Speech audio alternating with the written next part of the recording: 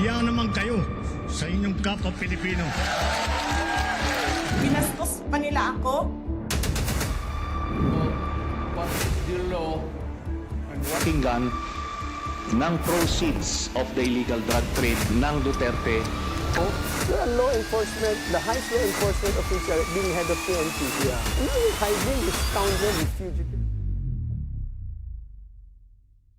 And also napag napag-aralan ko rin po ng konti yung issue dyan sa Malampaya. Ang hindi po alam ng tao is sa Malampaya gas field bago discovery niya, it will take at least a minimum of 16 to 20 years para actually magawa yung oil rig, ma-develop yung land, makakuha ng refined oil. So it will take time. And ang isa sa mga nakita ko kasi nung pinapanood ko yung international news, President Marcos, and I think nasigundahan to ni Secretary Gibo Teodoro that they will secure this island. They're gonna put like I think a Navy fleet para lang daw po talaga ma-secure it. Ang alam ko, ang US, At, kuwan na, nagpalibot na. Yung kuwan. oo. Kasi ang laki daw talaga ng contention dito with China. Sinasabi ng China, this is not a Philippine territory, this is part of the issue about the West Philippine Sea, ganun-ganun. Pero para sa akin, ako lang, maybe mali siguro sabihin to in public. Kasi wala naman may gusto ng gera, di ba? Walang may gusto ng gera. Pero para sa akin, kapag may ginawa ang China, anything to do with the Malampaya gas field, ako, for me, go, di ba? Kasi meron namang Amerika, ano na to eh. Importante kasi malaman natin that the Malampaya gas field, hindi po ito luxury.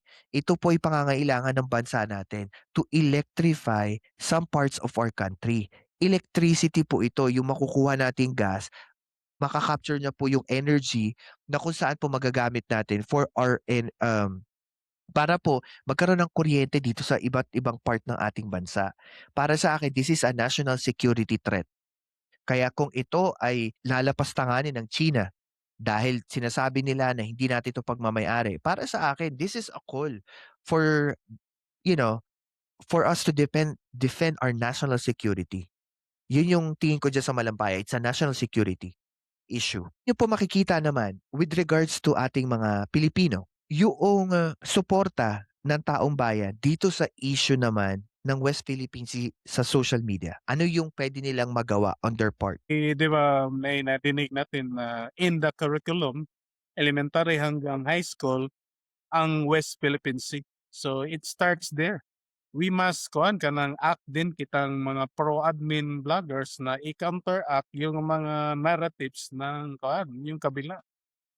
Kasi in fact, medyo na-overpower tayo sa kanang sa kanila kasi madami kasi silang mga posts na sa Facebook ng mga known vloggers nila na mga fake news makers na doing chismis na kanang in favor sa nila.